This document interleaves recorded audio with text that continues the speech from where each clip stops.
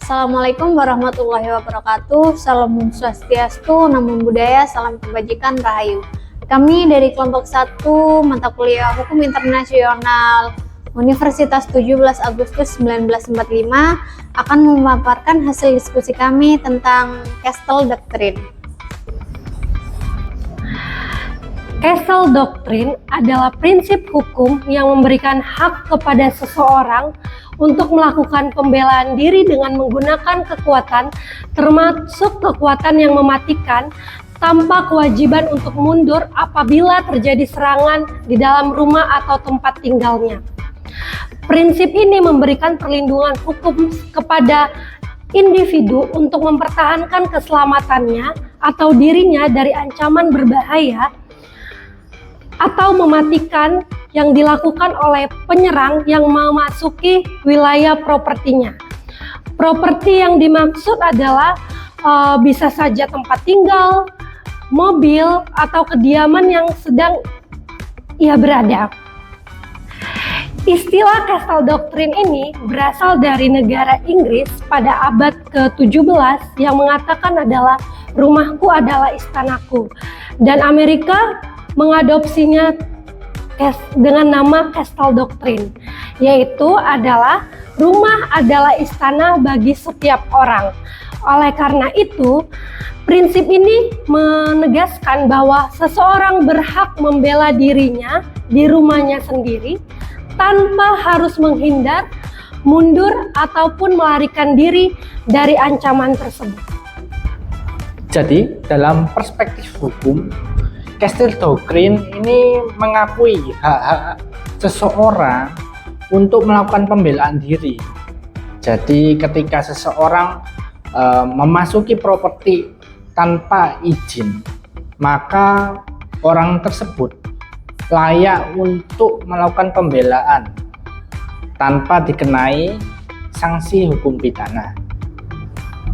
Di Amerika, Castle Doctrine telah diadopsi. Nah, di sini perlindungan hukum diberikan secara legitimasi untuk menggunakan kekerasan, dapat dengan berupa pembunuhan dengan melakukan penembakan terhadap orang yang memasuki properti tersebut secara ilegal ataupun tanpa izin orang tersebut. Sementara itu, di Indonesia diatur dalam pasal 49 ayat 1 Kitab Undang-Undang Hukum Pidana yang berbunyi, barang siapa terpaksa melakukan perbuatan untuk pembelaan karena ada serangan atau ancaman serangan, ketika itu yang melawan hukum terhadap diri sendiri maupun orang lain, terhadap kehormatan kesusilaan atau harta benda sendiri maupun orang lain, tidak dipidana. Jadi, secara perspektif hukum, Castle Doctrine memberikan perlindungan hukum bagi para korban dari ancaman para pelaku kejahatan. Dalam penerapan Castle Doctrine, tentunya harus ada unsur-unsur yang dipenuhi. Karena dalam membela diri, tidak semerta-merta kita bisa menghabisi nyawa orang secara cuma-cuma. Unsur yang harus dipenuhi adalah ketika ada orang yang memasuki properti kita dan ingin melakukan kejahatan, yang pasti harus ada serangan nyata yang bersifat fisik. Contohnya apa? Misalnya pemukulan, adanya ancaman dengan senjata, atau kekerasan-kekerasan lainnya. Berikutnya adalah ada pembelaan untuk diri sendiri dan demi melindungi orang lain. Ketika kita merasa sangat terancam dan orang sekitar kita juga terancam, kita punya hak untuk membela diri sendiri, bahkan mempertaruhkan sampai nyawa terakhir kita. Yang berikutnya adalah penghormatan terhadap kesusilaan. Ini bisa dicontohkan dalam kasus asusila atau contohnya kejahatan seksual. Jadi para korban boleh membela diri, bahkan jika harus pilihan terakhirnya adalah menghabisi nyawa dari para pelaku kejahatan tersebut, itu diperbolehkan dalam Castle Doctrine. Yang kemudian pembelaan terhadap harta benda. Misalkan ada perampok datang ke rumah untuk mencuri barang, lalu kita mengetahui kejahatan tersebut, kita boleh melawan. Dan opsi untuk menghabisi nyawa pelaku kejahatan tersebut haruslah dalam posisi paling terakhir. Jika masih ada upaya-upaya lain yang bisa dilakukan tanpa menghabisi nyawa, itu sangat diperbolehkan. Tetapi jika sudah tidak ada lagi upaya yang bisa dilakukan, maka menghabisi nyawa pelaku kejahatan tersebut itu dilegalkan bagi korban. Baik, selanjutnya adalah contoh kasus seperti yang ada di Amerika, tepatnya di Alabama. Ada seorang anak yang berusia 16 tahun menembak seseorang yang tidak ia kenali memasuki pekarangan rumahnya hingga pria tersebut mengalami luka tembak. Namun, anak tersebut tidak dapat dijerat atau dapat tuntutan hukum karena adanya Castle Doctrine. Hal itu terjadi karena pria yang memasuki pekarangan anak tersebut telah melanggar ketentuan. Hal itu berbeda dengan yang ada di Indonesia, bahwa ada kasus seorang korban yang hendak dibegal, lantas ia membela diri dan melukai begal tersebut.